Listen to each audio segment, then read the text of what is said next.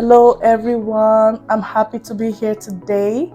My name is Dr.Lina Mba, and I'm the founder of True Mercy Foundation. And I'm also partnering with Crestville Foundation to empower teenagers, especially the girl child. First off, I want to thank Crestville Foundation for partnering with me to make this dream come true. And I'm happy to lend a voice for teenage girls, especially those ones experiencing teenage pregnancy. And today I want to come here and encourage everyone who is battling with teenage pregnancy, or maybe you've had the baby already and you're struggling being a mom, or trying to go back to school but you don't even know where to start. Anyone who's ever had a child can tell you how difficult parenting is, or how difficult pregnancy is. So I can tell you for sure, when I was pregnant, it wasn't easy. And I'm grown, I'm an adult. Okay, so I cannot even imagine how difficult it would have been if I had that baby when I was a teenager. So I want to empathize with every teenager struggling now with pregnancy, or you're currently raising a child. And I want to encourage you all that you're doing a great job. You're an amazing mom. Your child, either boy or girl, they're gonna grow up to appreciate all your efforts. Now, postpartum depression is something that is not really talked about in Nigeria, and I would like to cover tips on how to recover. Maybe you've had the baby 2 years ago, you had the baby last year, or even recently. These tips can also help you in your mental health journey. I recently published a book a few months ago, and it's titled Through the Fire. And I talked about some of my postpartum challenges and how I overcame some of it. And yeah, the tips I want to share with you today. Tip today is journaling. I love journaling. I'm a writer, so I love to write. But even if you're not a writer, like, it's always good to write out your plans. Okay, write out your plans. Maybe you have other dreams. Maybe when you were in school before you fell pregnant, you wanted to be a doctor, you wanted to be a lawyer, or you wanted to be in fashion, or be a designer. Like, write those dreams out, okay? And not because you have a child means it means that it's the end of the world. It's not the end of the world.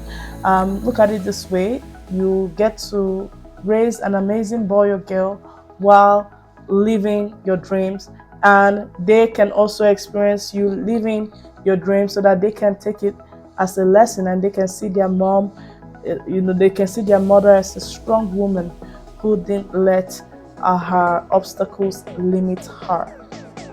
Okay, write those dreams out. If you want to do a vision board, go and do a vision board. Write those dreams, those visions, those goals, and keep working towards it. And one of the first steps is to go back to school.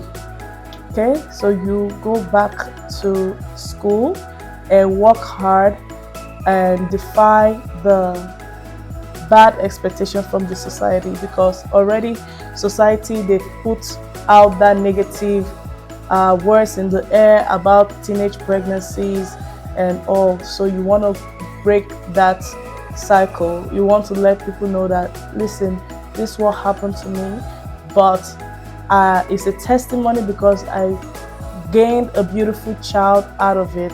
And again, I want to congratulate you guys for not going through an abortion. Okay, the average person who has experienced an abortion, they always regret it. Okay, they always regret it in future. I mean, let's be honest. We all know one or two persons that are looking for the fruit of the womb. If you go to churches and prayer houses, you're going to see people with prayer points for the fruit of the womb. So a lot of people are looking for children. Okay, we've seen stories online where newborn babies are being kidnapped. There's even a baby factory house where they put in a lot of women to just keep reproducing and having kids, and they sell those children to people looking for kids. So we've heard about surrogacy, and we can tell like it's so expensive to get someone to do surrogacy. IVF is so expensive. So look at your circumstance and be grateful that you have a child. Okay, be grateful. And that's going to lead to my next point, which is gratitude.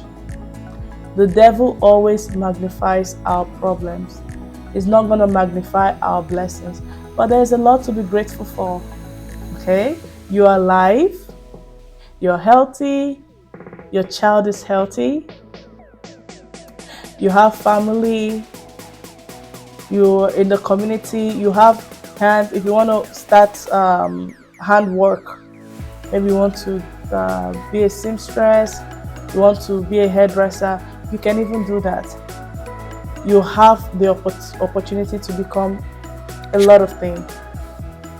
Okay, and not a lot of people have that. Okay, you're not on the sick bed, you're not crippled, you are not stranded. You have a bed to go home at night to lay your heads on, sleep, wake up. You're alive. A lot of people died today, but you are alive. God kept you alive because you have a destiny to fulfill. You have a purpose. Your pain and your supposed obstacles are what you're going to use as your purpose, and you're going to use that to impact lives. So I want to let you guys know, if you're journaling, you've gotten your book to journal, to write out your plans, you can also write out things that you're grateful for. What are you grateful for? So write those things down, and anytime you're feeling depressed or feeling sad, you can always go back and refer to the next on my list is self-talk. So like a prep talk. Okay, so you can write down positive things about yourself. Say, I am smart, I am beautiful, I am fearfully and wonderfully made. Okay, I'm an amazing mom. So write those things down. So anytime you're struggling with low self-worth or low self-esteem, you can always make referral to that. I know you have an amazing quality. So there's nobody out there that doesn't have an amazing quality. You have more than one amazing qualities. So don't let anyone define who you are. Every female here that's experienced teenage pregnancy or is currently pregnant to practice self-love and self-actualization. It's scary, I admit. It's like a child having a child, okay? But it has a lot of benefits, okay? So don't focus on the negative, focus on the benefits, and let's work together to see how we can get you back to school, and also how we can help propel you into your career and not let the teenage pregnancy hinder you. Again, I want to thank Crestville Foundation for partnering with my foundation, True Mercy Foundation, to empower young girls. I'm a girl mom, so so this is definitely something that I'm passionate about. And for those feeling like they cannot accomplish anything, I want to point out Sarah Jakes. She's the daughter of TD Jakes, okay? And she was a teen mom. She got pregnant, I believe, at the age of 13. So imagine being a daughter of a very popular pastor and getting pregnant at the age of 13. Like that is a shock If you're the type of person that is always concerned about what will people say, it boils down to that point where it's like, what will people say? This is the end of my father's ministry. But he followed principles, she followed principles, she did not abort that baby. Okay, and look at where she is today. She's happily married, she has her own ministry, and she's fulfilling her purpose. She didn't let that teenage pregnancy stop her. And I know you're gonna ask me, okay, well, what if she got a lot of support, and right now I don't have a lot of support? There are a lot of supports. You just need to go and find them. Okay, if you're currently at a place where they're not supporting you, maybe at your church or your mosque, and they have banned you or whatever, no problem. Go to another place that will support you and that will help you and draw closer to God. So yeah, again, I want to thank Crestville Foundation for this opportunity, and I hope that you ladies are encouraged.